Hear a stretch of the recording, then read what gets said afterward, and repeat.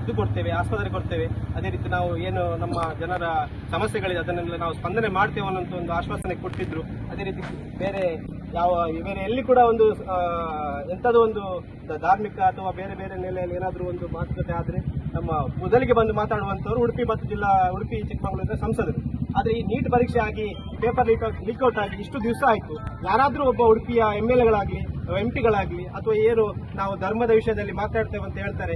ಈಗ ನಿನ್ನೆ ತಾನೇ ನಮ್ಮ ಕಾರ್ಕಳ ಸುನೀಲ್ ಕುಮಾರ್ ಅವರು, ಅದೇ ರೀತಿ ನಮ್ಮ ಭರತ್ ಶೆಟ್ಟಿ ಅವರು, ಅದೇ ರೀತಿ ನಮ್ಮ ಎಲ್ಲ 2 ಜಿಲ್ಲೆ MP ಗಳು ಮಕ್ಕಳ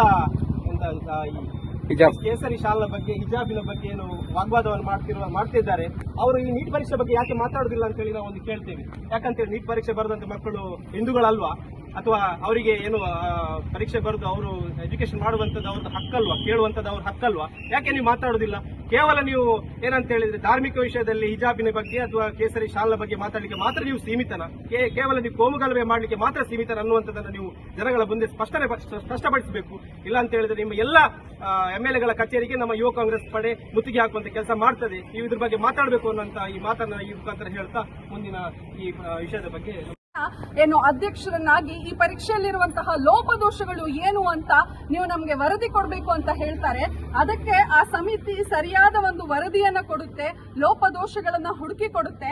ಆದ್ರೆ ಆ ಹುಡುಕಿ ಕೊಟ್ಟು ಫೈಲ್ ಮಾಡಿದಂತಹದ್ದನ್ನ ನಮ್ಮ ಇವತ್ತಿನ ಧರ್ಮೇಂದರ್ ಅವರು ಅದನ್ನು ಕುರ್ಚಿ ಅಡಿ ಹಾಕಿ ಕೂತ್ಕೊಳ್ಳುವಂತಹ ಕೆಲಸವನ್ನ ಮಾಡಿದ್ದಾರೆ. ಶಿಕ್ಷಣ ಮಂತ್ರಿಗಳಿಗೆ ವರದಿ ಸಲ್ಲಿಸುವುದನ್ನ ಅವರು ಯಾವುದೇ ರೀತಿಯಾದಂತಹ ಗಂಭೀರವಾಗಿ ಆ ವರದಿಯನ್ನ ತಗೊಳ್ಳೋದಿಲ್ಲ.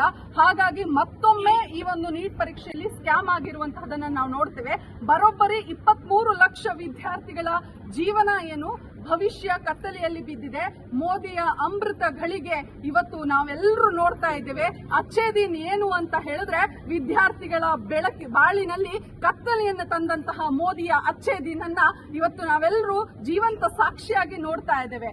ಏನು ಈ ನೀಟ್ ಪರೀಕ್ಷೆಯಲ್ಲಿ ಎಕ್ಸಾಮ್ ನ ಪೇಪರ್ಗಳನ್ನೇ ಟ್ರಕ್ಗಳಲ್ಲಿ ಕೊಂಡೊಯ್ಯಬಾರ್ದು, ಎಕ್ಸಾಮ್ ಸೆಂಟರ್ ನಲ್ಲಿಯೇ ಲೈವ್ ಆಗಿ ಕ್ವಶನ್ ಪೇಪರ್ ಕೊಡಬೇಕು. ಅಷ್ಟೇ ಅಲ್ಲದೆ ನೀಟ್ ಪರೀಕ್ಷೆಯಲ್ಲಿ ಇದ್ದಂತಹ ಹಲವಾರು ಲೋಪದೋಷಗಳ ಒಂದು ವರದಿಯನ್ನ ಸಮಿತಿ ಸಲ್ಲಿಸಿದ್ರು ಕೂಡ ಅದರ ಗಂಭೀರತೆ ಏನು ಅಂತ ಬಹುಶಃ ಬಿಜೆಪಿ ಸರ್ಕಾರಕ್ಕೆ ಗೊತ್ತಿಲ್ಲ. ಮೆಡಿಕಲ್ ಸೀಟ್ ಅನ್ನುವಂತಹದ್ದು ಕೋಟಿಗಟ್ಟಲೆ ಡೊನೇಷನ್ ಕೊಟ್ಟು ಕೂತ್ಕೊಳ್ಳಿಕ್ಕೆ ಕೆಪಾಸಿಟಿ ಇರುವಂತಹ ಉಳ್ಳವರ ಮಕ್ಕಳಿಗಾಗಿ ಸೀಮಿತ ಮಾಡಿದ್ದಾರೆ. ಹೇಗೂ ಇದ್ದಂತಹ ಏರ್ಪೋರ್ಟ್ ಅನ್ನ ಮಾರಿಯಾಯಿತು, ಹೇಗೂ ಇದ್ದಂತಹ ಬಂದರುಗಳನ್ನ ಮಾರಿಯಾಯಿತು, ಇಡೀ ಭಾರತ ದೇಶವನ್ನೇ ಪ್ರೈವೇಟೈಸೇಷನ್ ಅನ್ನ ಮಾಡಿ ಆಯಿತು.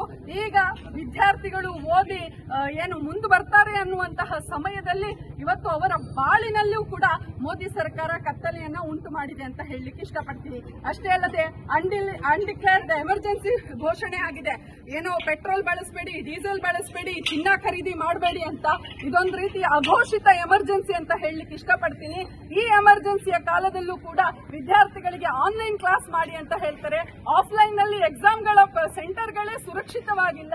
ಇವರು ಏನು ಯಾವ ಸಂಸ್ಥೆಗೆ ಕೊಟ್ಟಿದ್ದಾರೆ ಆ ಸಂಸ್ಥೆಯೂ ಕೂಡ ಪ್ರೈವೇಟೈಸೇಷನ್ ಇದೆ. ಎಕ್ಸಾಮ್ ಸೆಂಟರ್ಗಳೇ ಪ್ರೈವೇಟೈಸೇಷನ್ ಅಲ್ಲಿ ಮಾಡಿ ಅಲ್ಲೂ ಕೂಡ ಹಣಕ್ಕೆ ಮಾರಾಟ ಆಗುವಂತಹ ಕ್ವಶನ್ ಪೇಪರ್ಗಳು ಬರೋಬ್ಬರಿ ಲಕ್ಷಗಟ್ಟಲೆ ರೂಪಾಯಿಗಳಿಗೆ ಒಂದೊಂದು ಕ್ವಶನ್ ಪೇಪರ್ಗಳು ಮಾರಾಟವಾದ್ರೂ ಕೂಡ ಇವತ್ತು ತೇಜಸ್ವಿ ಸೂರ್ಯರವರು ಜನಿವಾರ ತೆಗೆಸಿದ್ದಕ್ಕೆ, ರುದ್ರಾಕ್ಷಿ ತೆಗೆಸಿದ್ದಕ್ಕೆ ಬಂದು ರಸ್ತೆಯಲ್ಲಿ ಬೀದಿಯಲ್ಲಿ ಬಂದು ಲಬಲಬ ಅಂತ ಬಾಯ್ ಬಡ್ಕೊಂಡ್ರು. ಆದ್ರೆ ನೀಟ್ ಪರೀಕ್ಷೆಯಲ್ಲಿ ವಿದ್ಯಾರ್ಥಿಗಳು ಕಣ್ಣೀರ್ ಹಾಕೊಂಡು ಎಕ್ಸಾಮ್ ಸೆಂಟರ್ ನಲ್ಲಿ ಹೋದ್ರೂ ಕೂಡ ಬಹುಶಃ ಅವರು ಫ್ಲೈಟ್ ನ ಎಮರ್ಜೆನ್ಸಿ ಎಕ್ಸಿಟ್ ಡೋರ್ ಓಪನ್ ಮಾಡಿ ಹಾರಿದ್ದಾರೆ ಅಂತ ಹೇಳಲಿಕ್ಕೆ ಇಷ್ಟಪಡ್ತೀನಿ. ತೇಜಸ್ವಿ ಸೂರ್ಯ ಆಗಿರ್ಬೋದು, ಕೋಟಾ ಶ್ರೀನಿವಾಸ್ ಪೂಜಾರಿ ಅವರು ಬಡವರಿಗೋಸ್ಕರ ಬಡವರಿಗಾಗಿ ನಾನು ಬಂದಿದ್ದೀನಿ ಅಂತ ಹೇಳಿದ್ರು. ಹಾಗಾದ್ರೆ ಇವತ್ತು ಬಡ ವಿದ್ಯಾರ್ಥಿಗಳ ಬಾಳಿನಲ್ಲಿ ಅಂಧಕಾರ ಮೂಡಿದ್ರು. ಅವರಿಗೆ ಇವತ್ತು ಕಿವಿನೂ ಕೇಳಿಸ್ತಾ ಇಲ್ಲ, ಸಂಸದಲ್ಲಿ ಪ್ರಶ್ನೆ ಮಾಡುವಂತಹ ಧೈರ್ಯ ಕೂಡ ಇಲ್ಲ ಅಂತ ಹೇಳಲಿಕ್ಕೆ ಇಷ್ಟಪಡ್ತೀನಿ.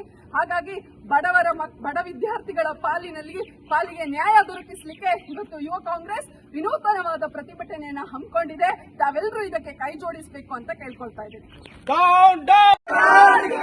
ಬಿಜೆಪಿ ಸರ್ಕಾರಕ್ಕೆ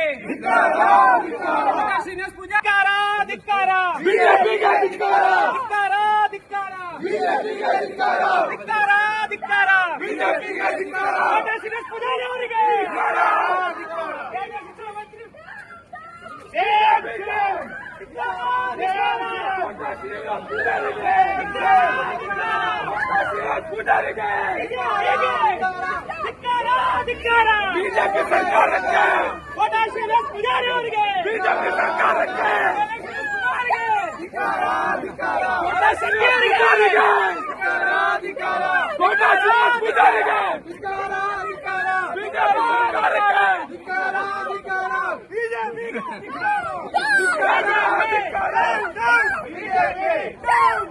ಸರ್ಕಾರಕ್ಕೆ, ಬಿಜೆಪಿ